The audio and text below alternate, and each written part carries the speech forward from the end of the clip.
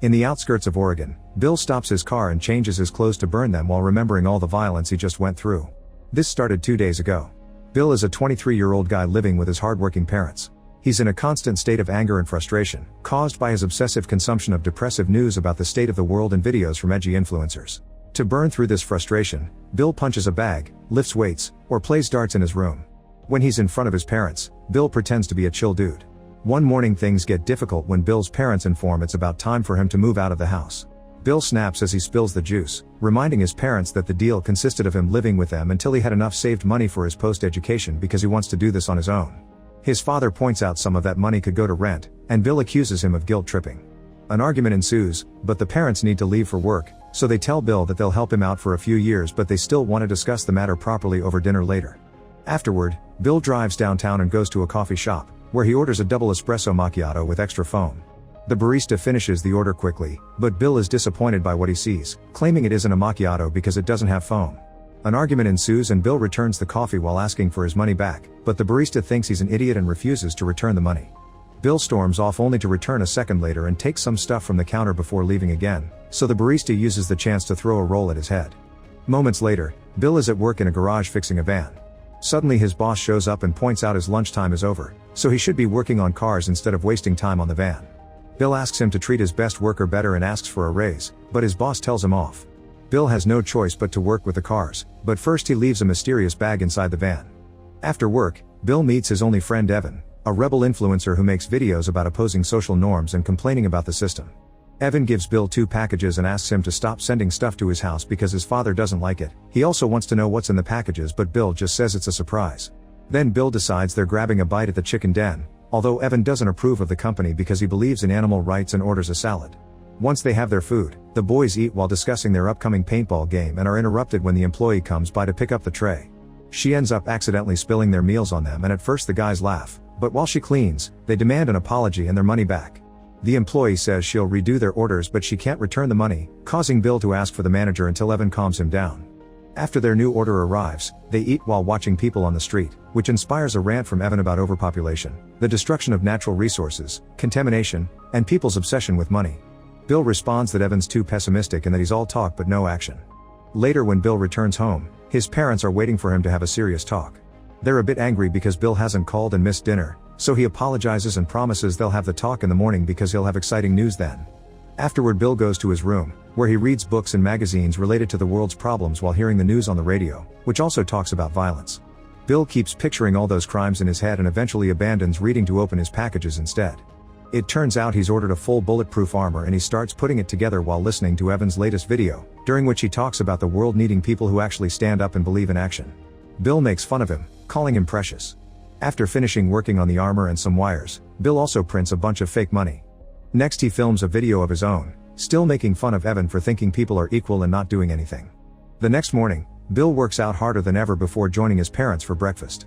Bill suddenly informs them that today he's going to be proactive. He took the day off from work so he could stay home and fill out college applications, hoping to study mechanical engineering. The parents are shocked to hear this but also very proud and show great support for their son's decision. Afterward Bill gathers his things as glimpses of his video are shown, during which he says that unlike Evan, he's going to take action. His things include not only the armor but also lots of weapons that Bill puts together with ease. When he's done, he looks like a SWAT team agent, and he can't help admiring himself in the mirror while his mind keeps running through all the horrible news in Evan's speech. It's also revealed that his video shows Bill saying balance is created by survival of the fittest, so he'll kill every person that is using recourses but their existence isn't beneficial for society, like cancer patients. Then Bill leaves in his car, but he stops in the middle of the road to change into a different vehicle that doesn't have a license plate. While he drives, Bill keeps on remembering everything Eva, his parents, and the news said to him, which keeps him motivated. Eventually he makes it to the middle of the town, where he can see the van he had been working on parked nearby. Using a wireless device, he starts and drives the van, almost hitting people and other cars in the process. He guides the van toward the police station and makes it crash into the building, destroying the reception and hurting a few officers. The cops that are still standing check the back of the van and are shocked to find a bomb that Bill immediately detonates, causing the whole station to explode. This will keep the cops busy for a while and Bill can continue with his plan. Next Bill stops the car on a busy avenue and gets out to shoot at a driver, causing them to crash. Then he starts shooting at random people on the street, which causes major chaos as everyone screams and runs away. Car and shop alarms begin ringing all over the place as Bill continues to kill people, and eventually 2 cops arrive to stop him. However, their bullets can't do anything to the armor and Bill kills them too. Afterward, he returns to the main avenue to keep on shooting people without mercy, only stopping if he needs to reload. He even asks a woman if she's scared before killing her too. The massacre continues for several minutes, and by then Bill has started to enter stores too. After killing everyone at a diner, he goes to the cafe with the barista that told him off and asks for the same order. The barista doesn't recognize him and prepares the order, but Bill gets furious because it's lacking foam again. He gives the barista the chance to run as he starts counting, and when he reaches 5, he kills the barista outside.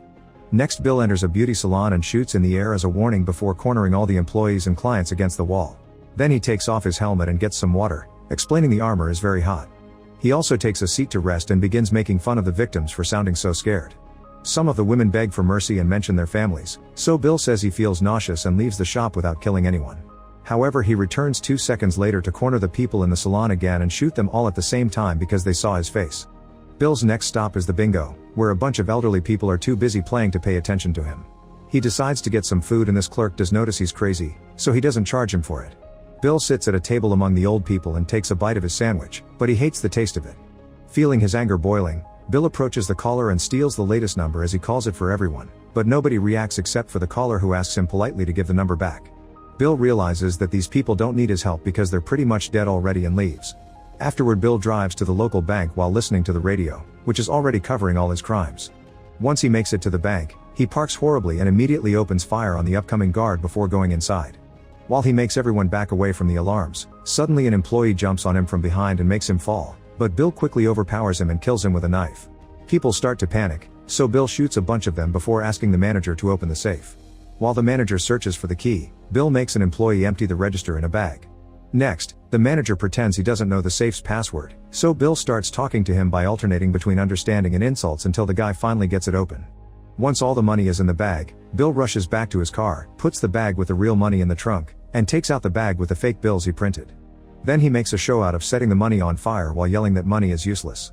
After Bill leaves in his car, the bank manager comes out and sees the burned money, so he calls the sheriff. Meanwhile, Bill continues to drive while listening to the reporters talk about all his crimes.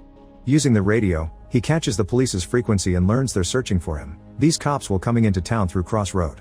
At that moment, Bill gets a phone call from his mother, so he quickly lies and says he hasn't left the house while pretending not to know about the incidents in town. Moments later, Bill stops at the chicken den and kills the employee that spilled their meals yesterday. At that moment, Evan calls him and scolds him for being late, since they're supposed to be playing paintball in the woods now. Bill says he's running errands and that he'll be there soon. On his way to the forest, Bill stops at Cross Road and plants a huge bomb behind the welcome sign before going back to his car to wait. Evan calls him again because he's tired of waiting, but Bill convinces him to wait for him for 10 more minutes, even saying he'll kill him if he doesn't. When the cops finally show up in 2 vehicles, Bill detonates the bomb and the explosion hits one of the cars, making it flip. The car with the sheriff manages to avoid the explosion, and when Bill sees them coming, he immediately takes off in his car, triggering a chase on the road. They also exchange a few shots but miss them all, so the sheriff makes the driver bump Bill's car, but he bumps them back and that's enough for him to speed up, leaving them behind. Moments later, when the sheriff and his officers finally catch up to Bill, he's already left the car with his money bag in hand. He hands behind a fence and warns the officers not to follow him, but when the cops do it anyway and open fire, Bill uses a detonator to blow up his car before running away. The 2 deputies die, but the sheriff is fine and proceeds to enter the forest to look for Bill. It only takes him a few moments to get lost, and when he's distracted, Bill appears behind him and stabs him. The sheriff tries to shoot him, but Bill just pushes him away before leaving him to bleed to death. Afterward, Bill rushes to finally meet Evan and shows him the bag full of money. While Evan is distracted, Bill uses a stun gun to knock him down, then he puts a gun on Evan's hand. By guiding it to the correct spot, Bill shoots and kills Evan, making it look like he self-deleted to be the martyr he always wanted to be. After putting his armor on Evan, Bill drives away until he reaches a secure spot where he can change into clean clothes and burn all the evidence, getting back to the beginning. Then he puts on clean clothes and goes home, where he rests on the couch and watches the news. At that moment, his parents arrive and think he's been here all day. The reporter on TV announces the police have found Evan and confirms he was behind the massacre, so Bill tells his parents Evan was his only friend. Feeling bad for their son, they decide not to ask him about the college applications and share a hug. After Bill goes to bed, the parents agree they'll have to send Bill to a psychologist because he's bottling his grief up. In his bedroom, Bill begins packing all the money into a suitcase while seeing on TV that Evan's father is being arrested. The man used to be a radical protester in the 60s and has always been anti-government, so they suspect he was behind Evan's actions. On the screen, Evan's dad screams Bill did all this, but nobody believes him, so Bill escapes his home without trouble. 2 years after the massacre, Bill's video appears online. He explains that there's no chance to survive and begins ranting about the need to kill people to save natural resources, saying he'll do population control for the sake of humanity.